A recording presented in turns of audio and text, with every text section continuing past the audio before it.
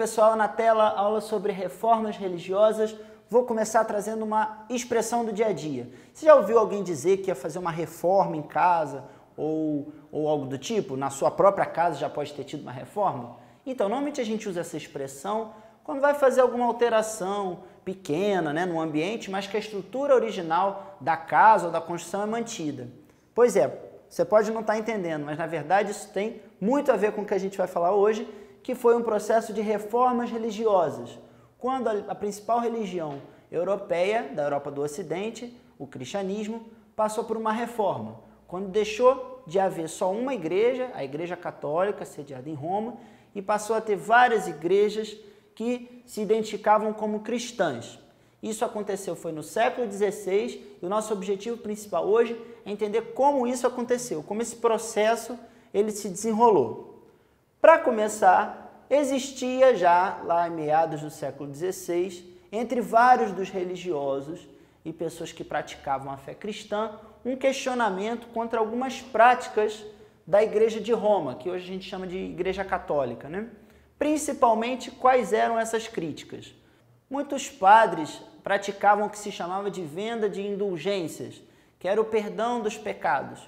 Quando às vezes tinha um nobre, uma pessoa muito importante, que achava que tinha pecado muito, comprava o perdão. Era uma forma de ajudar a igreja e conseguir a própria salvação. Isso era muito criticado por algumas pessoas dessa fé. Existia também a venda de cargos religiosos. Às vezes um nobre queria fazer parte da Igreja Católica, ter um cargo importante, e ele realizava essa compra. Existia também a venda de relíquias. Em algumas partes da Europa surgiam pedaços de veste, objetos que eram relacionados a santos e as pessoas importantes da fé católica, e aquilo era vendido. Ou seja, tinha uma ideia de que a igreja estava se afastando do motivo real pelo qual ela deveria se dedicar, que seria a vida religiosa, e se aproximando de uma vida de luxo e mais preocupada com a acumulação de riqueza. Essa crítica geral sobre o comportamento da igreja, ela foi muito importante para gerar as tentativas, e depois que deram certo, de reformas religiosas que a gente vai falar aqui com mais calma.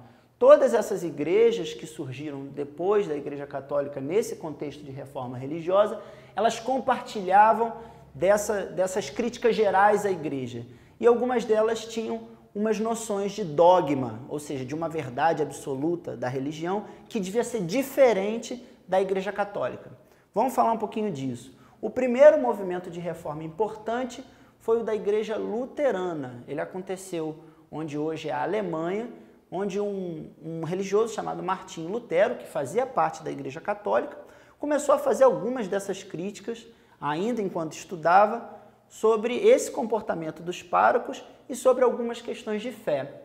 Ele publicou um documento que ficou conhecido como as 95 Teses. Tese é tipo uma ideia de Lutero na porta de uma igreja na Alemanha, com algumas ideias que ele tinha para a fé cristã. Por exemplo, ele achava que as Bíblias, que em geral eram em latim, tinham que ser traduzidas para as pessoas lerem e interpretarem livremente aquilo que entendiam de sua leitura, o que em geral não acontecia, porque era a Igreja Católica que dava a interpretação que devia ser a correta dos textos, que normalmente era feito pelo Papa, Então, Lutero acreditava que a Bíblia tinha que ter uma livre interpretação e tradução, Lutero também achava que a igreja tinha muitos sacramentos, que tinha que simplificar um pouco a questão da fé para aproximar das pessoas. Também, Lutero criticava um pouco o culto aos santos, via nos santos como pessoas comuns e achava que o culto deveria ser centralizado na divindade, em Deus e em Jesus Cristo. Pois bem, a repressão a Lutero foi muito forte. Lutero foi excomungado, ou seja, foi expulso da igreja, não podia mais fazer parte da Igreja Católica, e ele foi perseguido com uma condenação de morte. Ele acabou, na verdade, sendo protegido por alguns nobres na Alemanha, mas ele foi, até o final da vida, bastante perseguido por essas pessoas ligadas ao catolicismo.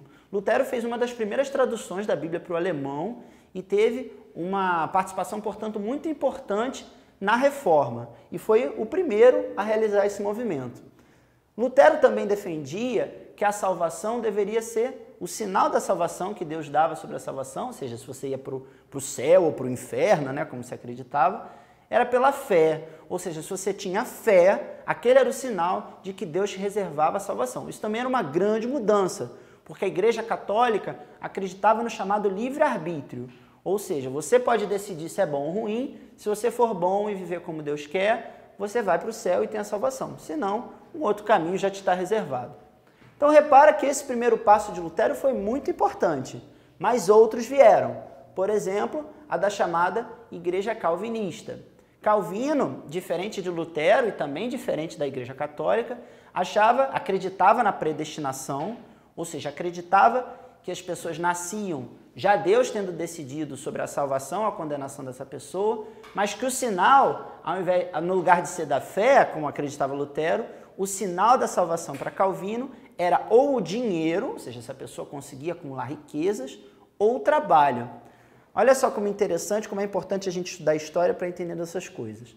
Justamente o grupo que estava mais ligado à acumulação de dinheiro, nesse contexto do início da modernidade, que era a burguesia, é o grupo social que abraça as ideias calvinistas, porque acreditava, justamente como eles tinham acumulado, que aquilo era um sinal de prosperidade e de salvação.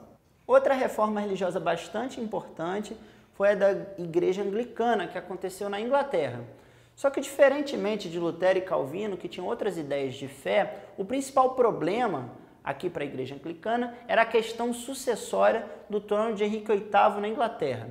O que acontece? Henrique VIII era casado e estava tentando garantir um herdeiro homem para o seu trono, porque esse era o que se acreditava na época que era o melhor. Ou seja, ter filhos para os reis era uma questão política, né? No entanto, a sua esposa da época não conseguia gerar um herdeiro masculino para ele. Henrique VIII então pediu uma autorização para o Papa para casar-se e foi negada.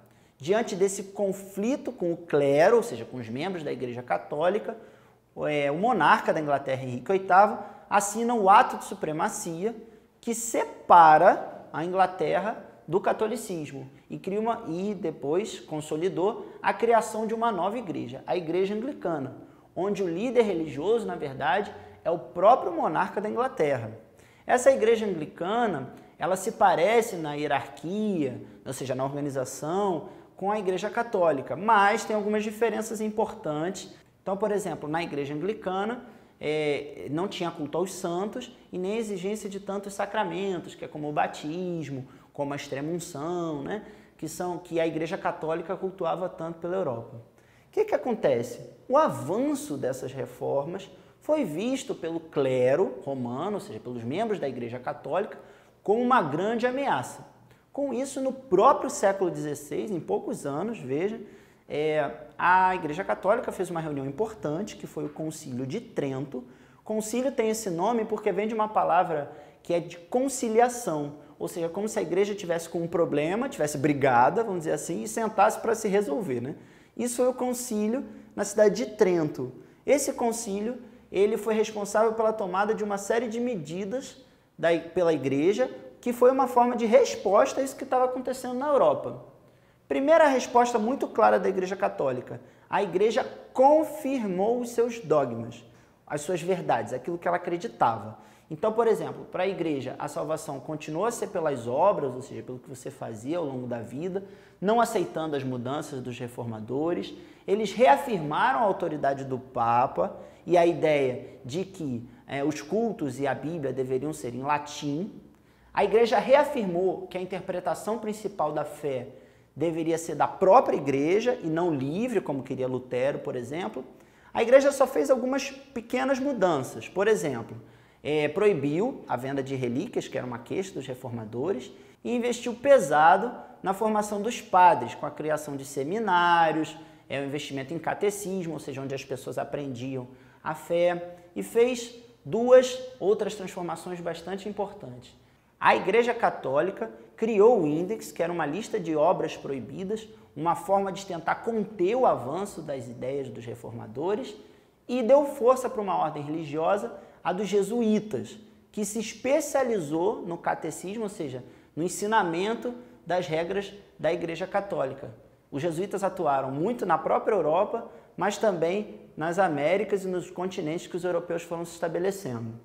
É interessante notar que muitos historiadores, inclusive, chamam essa reforma católica de uma contra-reforma, ou seja, ela é uma espécie de resposta. Para a gente encerrar, entendendo como isso foi impactante na modernidade na Europa, eu vou destacar o funcionamento ou a reativação do chamado Tribunal do Santo Ofício, ou a Inquisição, que existia durante a Idade Média, mas estava um pouquinho apagado e foi retomado nesse momento.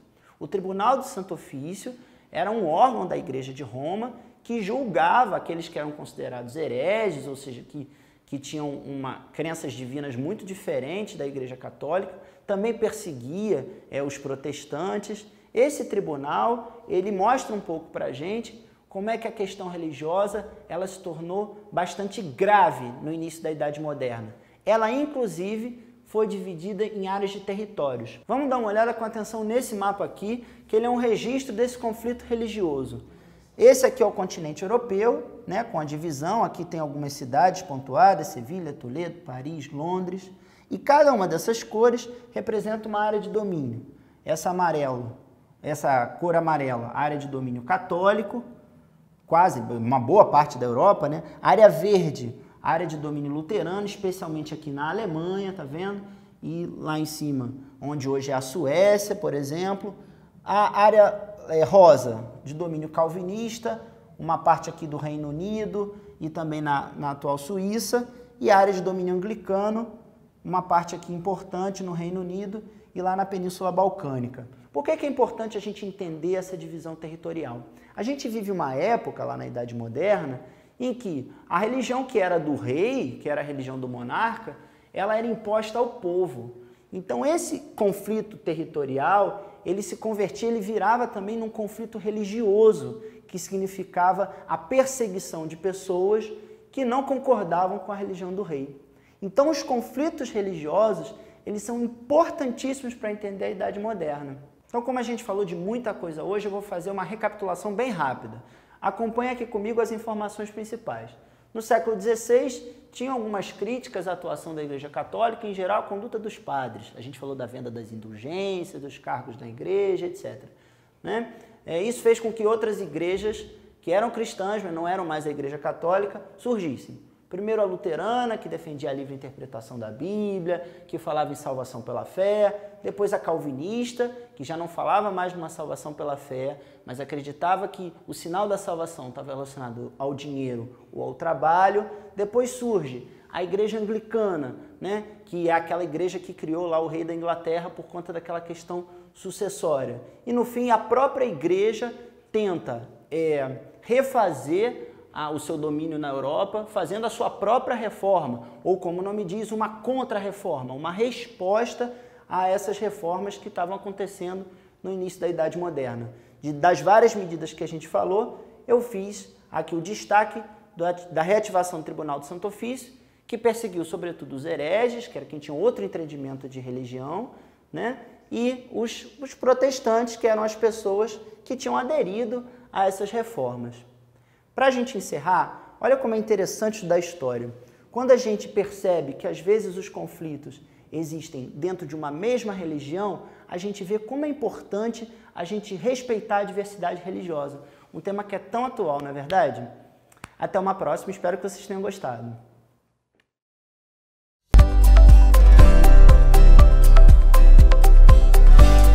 Fala pessoal, o tema dessa aula: humanismo, renascimento e seus significados. A gente vai falar de uma grande transformação econômica, filosófica, cultural, que aconteceu nesse período do século XV, mais ou menos ali no finzinho da Idade Média e no início da Idade Moderna.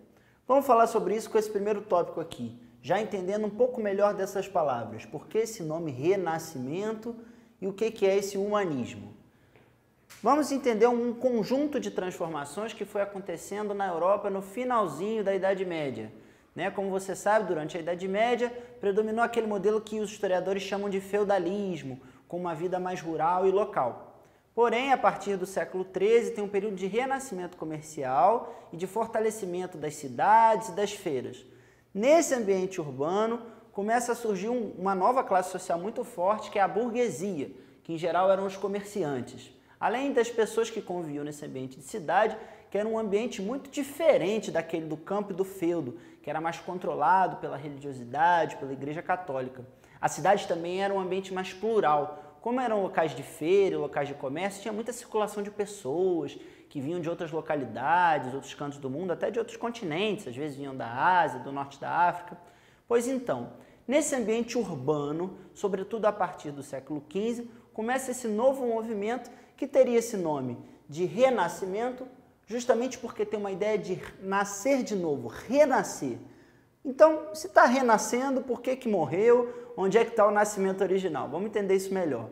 Na visão desse grupo renascentista, o modelo de civilização, de cultura e de arte por eles querido, ou seja, que eles queriam mais, estava lá na antiguidade europeia, sobretudo em Roma e Grécia, chamado por alguns historiadores de uma antiguidade clássica.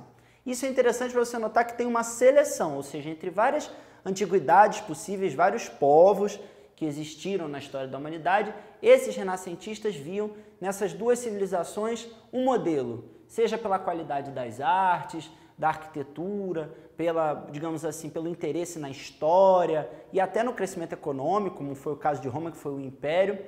Lá no século XV, mais de 10 séculos depois, estamos falando de 1000 anos, esses intelectuais, esses artistas, viam lá em Grécia e Roma essa referência.